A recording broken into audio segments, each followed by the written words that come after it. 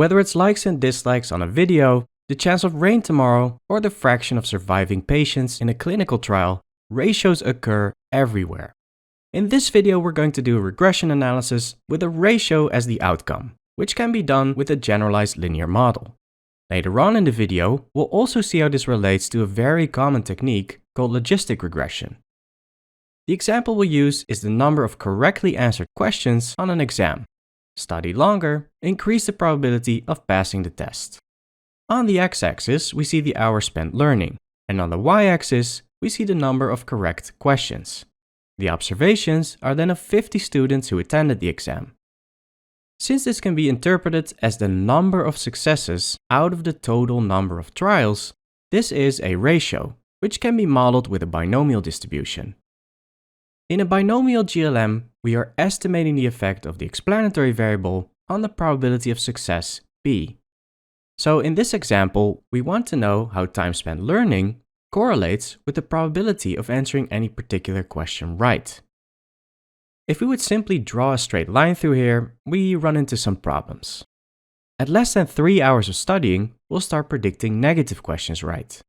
And at more than 18 hours of studying, we'll start predicting more questions right than there are even questions on the exam. Obviously, neither of these are possible. So we need something to restrict the predictions made by this linear function to only valid outcomes. We need a link function. The parameter we're trying to estimate is the probability of success, which can only be between 0 and 1. You cannot have a minus 1% chance or a 200% chance. That simply doesn't mean anything. There are multiple functions that can accomplish this, like the probit and complementary log. But for a binomial GLM, the only function that translates directly to the mean of the distribution, the canonical link function, is called Logit, which is the logarithm of the odds. If you've never seen this function before, let me show you what it does. We start out with probabilities between 0 and 1. This has two issues. First off, a line would just go on beyond this range, yielding invalid predictions. Second, note how close all probabilities near the extremes are. Going from 1% to 2% doubles your chances, but on the original scale, the difference is hardly visible. So how does the Logit take care of these issues? In the first step, we convert probabilities to odds. Odds are just a different way to express chances. A 1% chance of winning is the same as saying the odds are 1 to 99. One winner for every 99 losers. For a 2% chance, the odds are 1 to 49. For a 5% chance, the odds are 1 to 19, and so on. Now look what happens. If the chance of winning is 80%, the odds are 4 to 1. Unlike probabilities, odds can take on values larger than 1. We have stretched the range of possible values all the way to infinity. But we still can't have negative values, and we still have all these pressed up probabilities on the left. Therefore, in the second step, we take the logarithm of the odds. This stretches out small numbers and compresses large numbers. Fitting a line on this new scale of the Logits will always result in valid predictions, because this range extends all the way from minus to plus infinity. Using the Logit results in the characteristic S-shape of a binomial GLM. You may have heard before of a very common method called logistic regression. This is actually exactly the same as what we're looking at, a binomial GLM with a Logit link function. The name logistic regression is just more common in certain fields. So there we have it, a generalized linear model for estimating the effect of the explanatory variable on the probability of success. To go from the probability of success to an actual grade, simply multiply by the number of questions.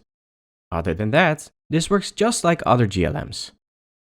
If we flip this figure over, we can imagine a binomial distribution running along the model. At any given value of time spent learning, we predict a binomial distribution with a certain probability of success. Learn longer for the exam, and we predict a binomial distribution with a different probability of success. If you wanted to make any statements about this relationship, you would first have to perform diagnostics, to see whether the assumptions implied by the model are in fact reasonable. But that's a topic for another video. If the assumptions are reasonable, if this proves to be a reasonable approximation, then we can express the uncertainty of these estimates with a confidence interval, and we can predict new observations with the prediction interval. You can find example scripts in R and in Python in the description. If you don't understand how they work, feel free to ask any questions in the comments. To wrap this video up, let's see how all three examples mentioned so far are related. Every GLM consists of three parts: a probability distribution, a linear predictor, and a link function. The probability distribution can be any member of the exponential dispersion family, which includes the normal distribution, but also Poisson, binomial, exponential, gamma, and Tweedy. Which one you should pick depends on the type of process. The linear predictor is no different than what you learned in ordinary linear regression: intercept plus slope times explanatory variable. Linear functions can get more complex with multiple explanatory variables, interactions, nonlinear terms, or splines, but for now let's keep things simple and focus on the concept of GLM. Finally, the link function ensures that the predictions made by this linear predictor always result in valid values. Notice how the mean, mu, of the normal distribution has no need for any restrictions. So the canonical link is called the identity, which is just a fancy way of saying multiply everything by 1.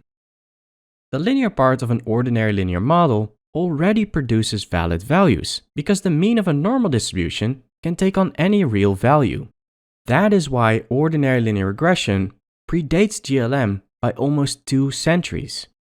That is why ordinary linear regression has this simpler form of just line plus error. This normal distribution is just really convenient to work with, which is why it's the first thing you typically learn. But now you are freed from the assumption of normality. It is just one of several choices at your disposal. Now your every analysis should start with a moment to reflect on the nature of the problem.